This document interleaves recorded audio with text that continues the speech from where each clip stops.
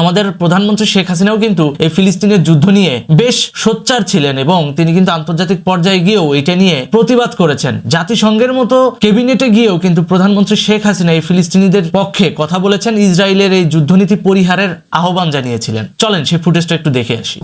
Always against any genocide. What is happening in Gaza, I feel it's a genocide, so we never support it. এই যে স্টেটমেন্টটা, শেখ হাসিনার এই ইংরেজি স্টেটমেন্টটা 2023 সালের 17ই ডিসেম্বরের ঠিক এক সপ্তাহ আগে, অর্থাৎ 10ই ডিসেম্বর ওই সময় ধারণকৃত, যেই সময় জাতিসংঘে সরাসরি ফিলিস্তিনিদের পক্ষে রাষ্ট্রীয় বিবৃতি লেটার প্রদান শেষে এই স্টেটমেন্টটা দিয়েছিল এবং জার্মান এক টেলিভিশন চ্যানেল এটাকে ফলাও করে প্রচার করার পর এটা বিশ্বব্যাপী সকল নেতাদের দৃষ্টি আকর্ষণ করে এবং তারপরেই নেতানিয়াহুর সরকারের টার্গেটে পড়ে যায় শেখ হাসিনা।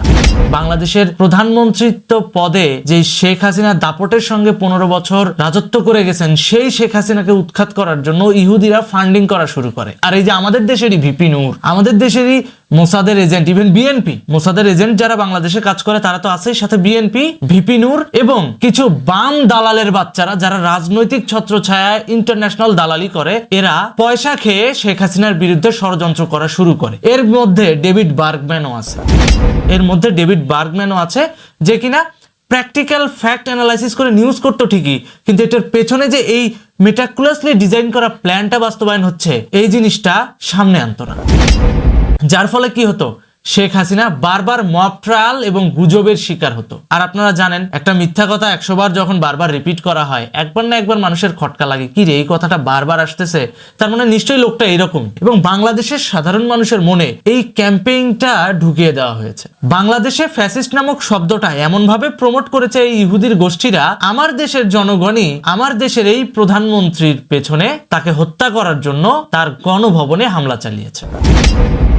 ফ্যাসিস্ট নামক শব্দটা এমন ভাবে প্রমোট করেছে এই ইসরায়েলি পশ্চিমা এনজিওবাদের এই গোষ্ঠীরা বাইডেন সরকারের সহযোগিতা নিয়ে এবং বাংলাদেশে থাকা সিআইএ এর সোর্সদের মাধ্যমে, যে আমার দেশের সাধারণ মানুষ আমার দেশের প্রধানমন্ত্রীকে হত্যা করতে আসতেও দ্বিধাবোধ করেনি। তাহলে বুঝেন কি পরিমাণ ক্যাম্পেইন আর কি পরিমাণ পয়সা ঢালা হয়েছে। আর এগুলোর প্রত্যেকটা বিষয় নিয়ন্ত্রণ হয়েছে এনজিওদের মাধ্যমে।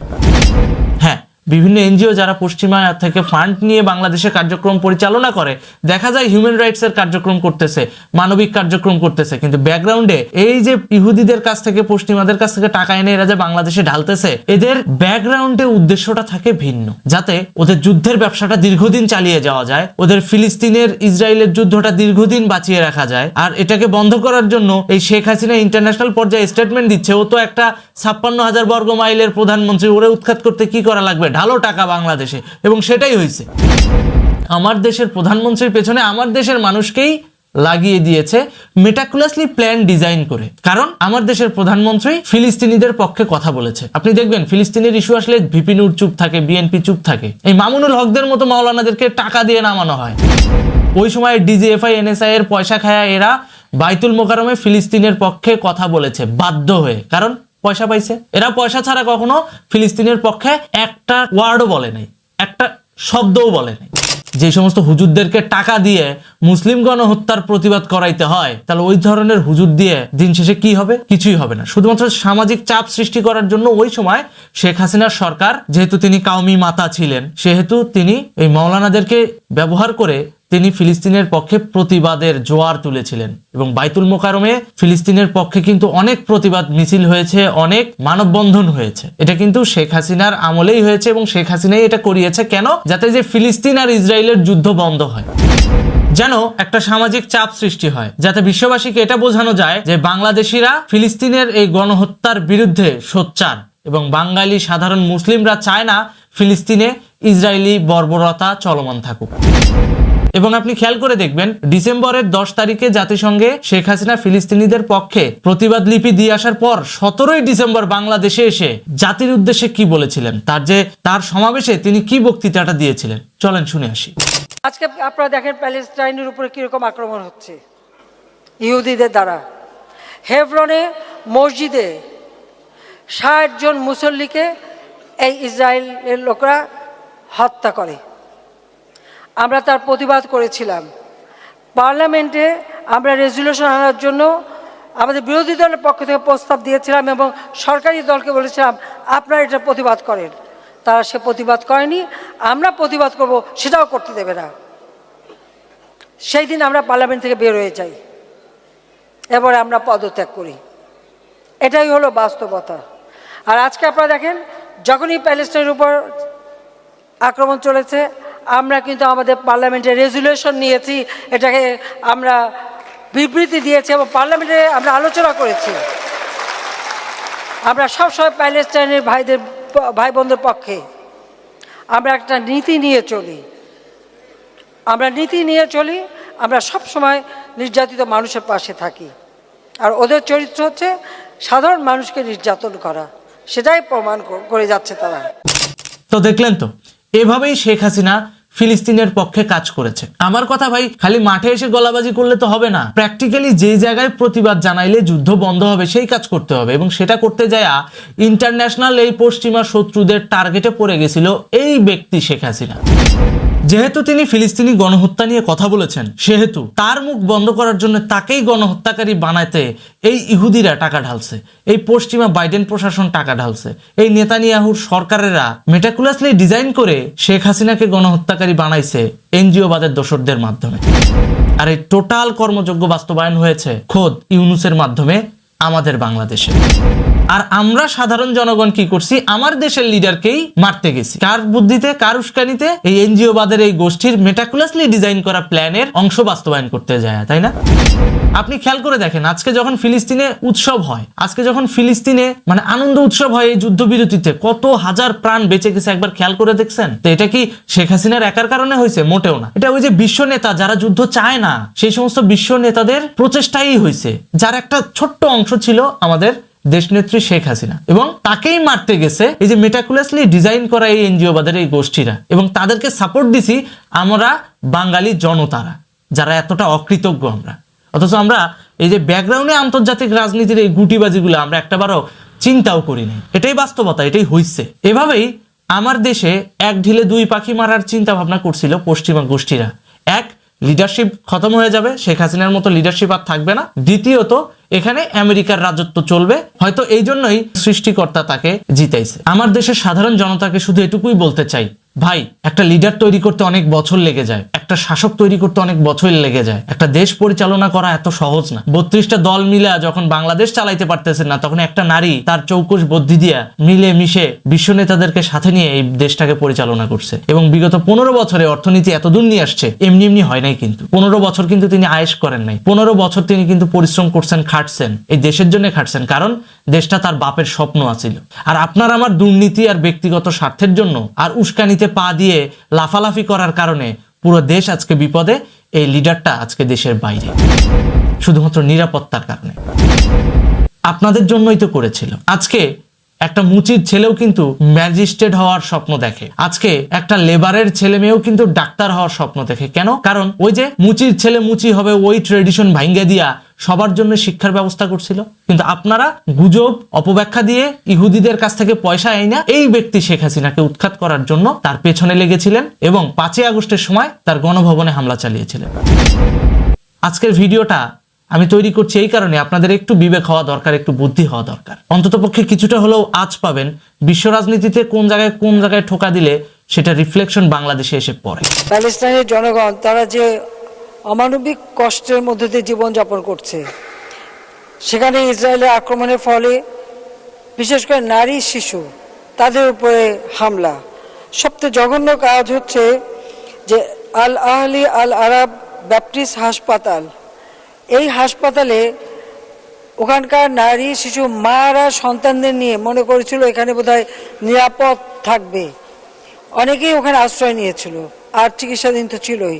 সেখানেই তারা এয়ার অ্যাটাক করে, বম্বিং করে এবং নারী শিশুকে হত্যা করে। এই হত্যাকাণ্ড, যুদ্ধ, এটা আমরা চাই না।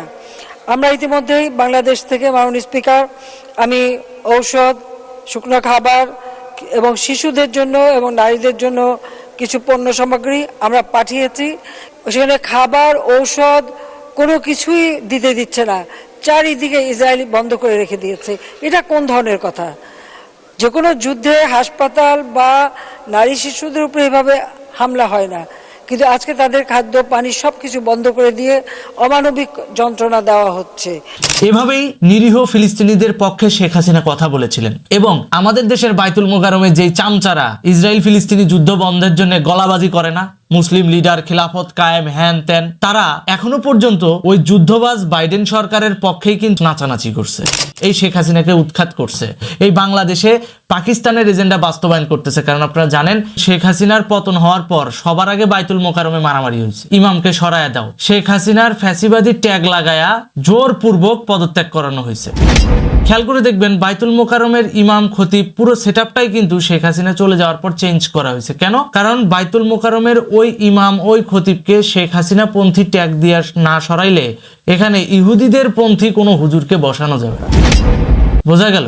তো ইহুদিপন্থী হুজুরকে বাইতুল মোকারমে সেটআপ দেওয়ার জন্য শেখ হাসিনার পতনের পর সবার আগে বাইতুল মোকারমে মারামারি হয়েছে, যাতে এই যে পুরা সেটআপটা যেন চেঞ্জ হয়। আরেকটা জিনিস আপনাদের মাথায় প্রশ্ন আসতে পারে যে শেখ হাসিনা টাকা দিয়ে যদি ফিলিস্তিনের পক্ষে মামুনুল হককে নামায়, তাহলে পরবর্তীতে কেন মামুনুল হককেই শেখ হাসিনার আমলেই গ্রেপ্তার করা হলো? শেখ হাসিনা তখনই মামুনুল হককে গ্রেপ্তার করেছে যখন শেখ হাসিনা গোয়েন্দা রিপোর্টের মাধ্যমে জানতে পারলো যে মামুনুল হকের এই গ্রুপটা আইএসআই এর সহযোগিতায়, অর্থাৎ পাকিস্তানি গোয়েন্দা সংস্থা আইএসআই, সেই আইএসআই এর সহযোগিতায় বাইডেন প্রশাসনের এবং নেতানিয়াহু সরকারের, যারা কিনা ফিলিস্তিনি শিশুদের রক্ত নিচ্ছিল যুদ্ধের মাধ্যমে, আর এনজিও বাদ এই গোষ্ঠীটা আছে, এই এনজিও বাদ এই গোষ্ঠী, নেতানিয়াহু সরকার আর হচ্ছে বাইডেন প্রশাসনের পয়সায় বাংলাদেশে যে সমস্ত সিআইএ, অর্থাৎ আমেরিকান গুপ্তচর সংস্থা সিআইএ, সেই সিআইএ এর যে সমস্ত গুপ্তচরেরা বাংলাদেশে কাজ করত, তাদের মাধ্যমে টাকা খায়ে, তাদের কাছ থেকে টাকা খায়ে এই মামুনুল হক বাংলাদেশ সরকারের বিরুদ্ধে এবং বাংলাদেশের মুক্তিযুদ্ধের বিরুদ্ধে কাজ করা শুরু করলো, যেটার প্রাথমিক ধাপ ছিল ভাস্কর্য ভাঙচুর। ভাস্কর্য ভাঙচুর আপনি দেখবেন বিভিন্ন জেলা মহল্লায়, থানা পর্যায়ের এরিয়াগুলোতে শেখ মুজিবুর রহমানের ভাস্কর্যকে ভেঙে ফেলা হয়েছিল শেখ হাসিনার আমলেই। পরবর্তীতে শেখ হাসিনা যখন গোয়েন্দা তদন্ত করার পর যখন এই জিনিসটা প্রমাণ পায় যে আইএসআই এবং সিআইএ টাকায় এবং এনজিওবাদের পরামর্শে মামুনুল হক সহ কিছু মৌলবাদী ইনফ্লুয়েন্সার গোষ্ঠী বাংলাদেশের মুক্তিযুদ্ধের বিরুদ্ধে কাজ করা শুরু করছে, তখনই এদেরকে গ্রেফতার করা হয়েছে। কারণ স্বাভাবিক, আমি যদি আপনার ঘর ভাঙচুর করি আপনি আমার নামে মামলা দিবেন না, বিষয়টা এরকমই। তখন একটা দেশের প্রধানমন্ত্রী যখন দেখবে তার দেশের ভিতরে এরকম ভাঙচুর এবং জঙ্গিবাদ কর্মকাণ্ড আবার বাড়ছে, তো স্বভাবতই সে কিন্তু তার যে মাথা তাদেরকেই কিন্তু গ্রেপ্তার করবে, এবং সেটাই করছে। এবং এই যে দেড় ব্যাটারি রফিকুল ইসলাম মাদানী হুজুর, ওদের মধ্যে একটা, ঠিক আছে। তো আওয়ামী লীগ সরকার কিন্তু কাউকে এমনি এমনি গ্রেপ্তার করে নাই, কারণ এরা টাকার কারণে ফিলিস্তিনি শিশুদের রক্তের সাথে বেইমানি করে বাইডেন সরকার আর এনজিওবাদের গ্রুপের সাথে হাত মিলায়া ফিলিস্তিনির ওই অসহায় মানুষগুলোর সাথে পল্টি নিল, আর শেখ হাসিনা তাদেরকে গ্রেপ্তার করলেই দোষ, তাই না? ও মাথায় টুপি আছে, টুপি থাকলেই ভাই মুসলিম হয় না, টুপি থাকলেই মুসলমান হয় না। যারা আপনাকে দীর্ঘদিন ধরে বলে ফিলিস্তিনের স্বাধীনতা চাই, খেলাফত কায়েম করতে চাই, ইসলামিক রাষ্ট্র গঠন করতে চাই, তারাই দেখেন যারা ফিলিস্তিনের শিশুদের রক্ত নিয়েছে, যারা ফিলিস্তিনি শিশুদের উপর হত্যা করেছে, তাদের কাছ থেকে টাকা খেয়ে বাইতুল মোকারমে তারাই শেখ হাসিনার বিরুদ্ধে গলাবাজি করে, শেখ হাসিনার বিরুদ্ধে কথা বলে, বাংলাদেশের স্বাধীনতার বিরুদ্ধে কথা বলে। তাহলে আপনারা এদেরকে কি বলবেন? বাইতুল মোকারমে দাঁড়ায় স্টেটমেন্ট দিচ্ছে, হ্যাঁ আমরা ফিলিস্তিন স্বাধীন চাই, এই চাই, সেই চাই, কারণ আছে, কোথাও না কোথাও থেকে টাকা পাচ্ছে, লাফাচ্ছে। এখন যখন অরিজিনালি ফিলিস্তিনের যুদ্ধবিরতি হওয়ার কথা, ঠিক ওই সময় তারা যাবে না, তারা কখনোই যাবে না। কেন যাবে না? যুদ্ধ নয়, শান্তি থাকুক এবং সংখ্যালঘুদেরকে নিয়ে যেন সে এগিয়ে যেতে পারে। এই জিনিসটা যদি বাস্তবায়ন হয় তাহলে তো এই মৌলানাদের ব্যবসা থাকবে না, পয়সা থাকবে না। কারণ যুদ্ধ, সংঘাত, মারামারি, মিলিশিয়া বাহিনী তৈরি করে একটা গ্যাঞ্জামের পরিস্থিতি সবসময় তৈরি করে রাখা, এই পরিস্থিতি আসলে একদিন দুই দিন ঠিক আছে চলে, যে মানুষ দেখতে পারে, কিন্তু যখন এটা রেগুলার হয়ে যায় না, একটা পর্যায়ে সাধারণ মানুষ অতিষ্ঠ হয়ে পড়ে। বারবার কিন্তু ওই বহির্বিশ্ব এসে আপনাদেরকে বাঁচাবে না, বাঁচালেও তাদের স্বার্থ কিন্তু সেখানে থাকবে। ভবিষ্যতে যেন আপনারা এই সেম পরিস্থিতিতে না পড়েন, এটার জন্য অন্ততপক্ষে আপনাদের ভালো হওয়া উচিত, দুর্নীতিকে বিদায় জানানো উচিত এবং দুর্নীতিকে ইগনোর করা উচিত। যদিও এটা আমি কাকে কি গল্প শোনাচ্ছি, বাংলাদেশের পলিটিশিয়ানরা হচ্ছে নাম্বার ওয়ান কারাপ্টেড, এরা কখনোই জিন্দিগিতেও দুর্নীতি ছাড়তে পারবে না। তবুও আমি বলে রাখতে চাই যে অন্তত পক্ষে এইটুকু আপনাদের প্রতি আহ্বান থাকবে যে এমন কোনো কিছু করেন না যাতে ভবিষ্যতে বাংলাদেশের পুরো নেতৃত্ব শূন্য পরিস্থিতি তৈরি হয়ে যায়, মানে একেবারে পুরো বাংলাদেশে কোনো লিডারই না জন্মায়।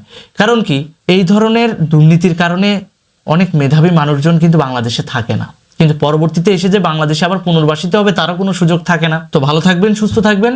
আপনাদের প্রতি প্রত্যাশা এটাই থাকবে যে দয়া করে দুর্নীতিটা বন্ধ করেন ভাই। এর থেকে বেশি কিছু বলতে চাই না, কারণ এটা ভেতর থেকে আসতে হয়। আমি সারাদিন চিল্লাইলাম, কিন্তু আপনারা ভালো হইলেন না, লাভ নাই, কোনো লাভ নেই। দুর্নীতি পরিহার করেন, দেখবেন বাংলাদেশটা সুন্দর শৃঙ্খল ভাবে থাকবে।